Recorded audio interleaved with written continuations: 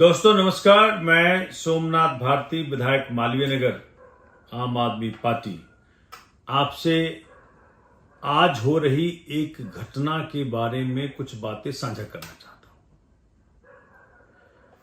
ये जो मेरे हाथ में है, भारत का संविधान, भारत के फाउंडिंग फादर्स ने इस संविधान के अनुसार देश चले, इसकी पूरी परिकल्पना की और इस संविधान के रक्षक के रूप में, प्रोटेक्टर के रूप में माननीय सर्वोच्च न्यायालय यानी सुप्रीम कोर्ट ऑफ इंडिया को अधिकार दिया गया।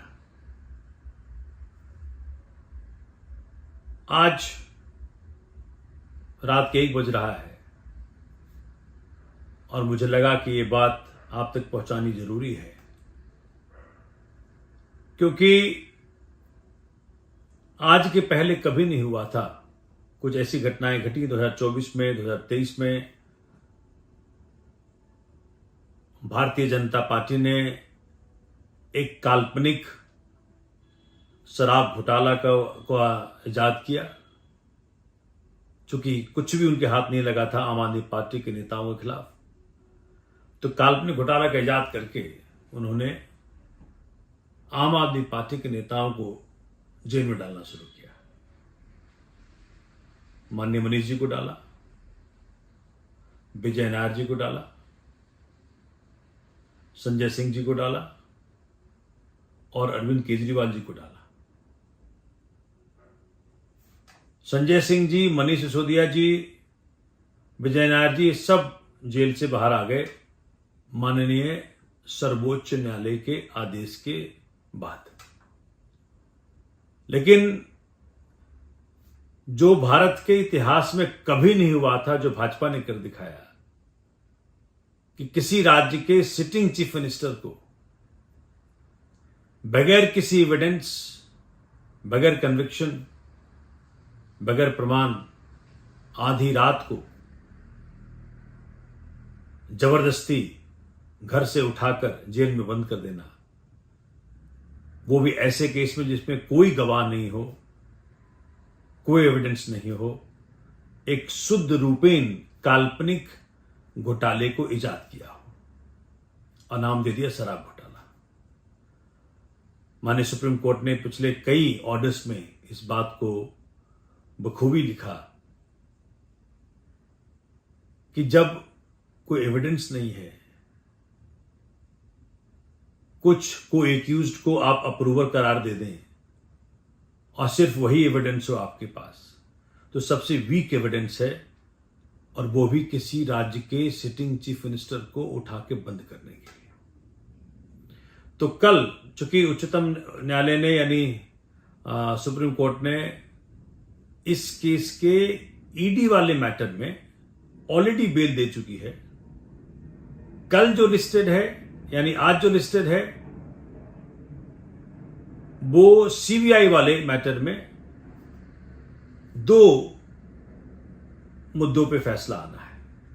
पहला कि जो सीबीआई ने जो अरेस्ट किया था क्या वो लीगल था, और दूसरा इस मैटर में बेल के लिए ऑनरेबल मिस्टर जस्टिस सूर्यकांत जी, ऑनरेबल मिस्टर जस्टिस उज्जवल भुइयां जी के बेंच के द्वारा आज आदेश आना है इन दोनों मसलों पे। 7 बजे रजिस्ट्री ने सुप्रीम कोर्ट के वेबसाइट पे पोस्ट किया कि स्प्लिट वर्डिक्ट भी आ सकता है, क्योंकि जस्टिस सूर्यकांत जी अलग से पढ़ेंगे जजमेंट और ऑनरेबल मिस्टर जस्टिस उज्जवल भुइयां जी अलग से पढ़ेंगे।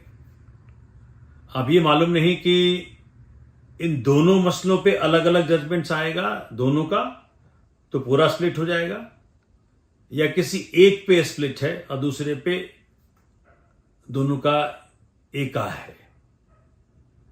हो सकता है कि सीबीआई के द्वारा दिया गया अरेस्ट लीगल है कि नहीं लीगल है, इस पे स्प्लिट हो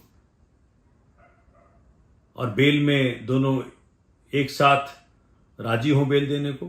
क्योंकि अगर वो स्प्लिट हुए बेल में भी तो फिर मामला बड़ी बेंच में जाएगा और फिर केजरीवाल जी बाहर नहीं आ सकेंगे। लेकिन ऐसा कम लगता है, क्योंकि जब ईडी वाले मसले में, इसी केस का जो ईडी वाला केस था, इसी मैटर का जो ईडी वाला केस था, जब उसमें माननीय सुप्रीम कोर्ट ने बेल दे दिया तो बहुत कम संभावना है कि इसी मैटर के सीबीआई वाले केस में बेल ना मिले।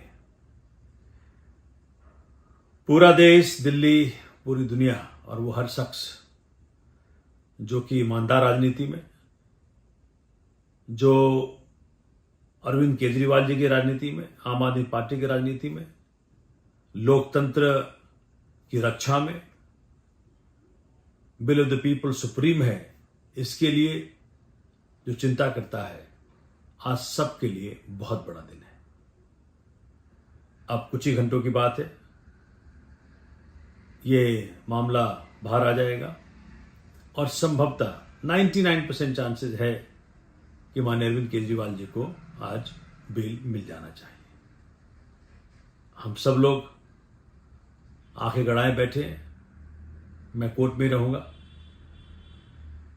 तो प्रार्थना करें कि प्रभु अरविंद केजरीवाल जी को बाहर लेके आए, जिससे कि दिल्ली वासियों की सेवा जो थोड़ी सी रुकने का, भाजपा ने रोकने का काम किया है, उसमें गति ला सके और भारत की डेमोक्रेसी, भारत का लोकतंत्र वापस अपने पटरी पे आ सके। धन्यवाद।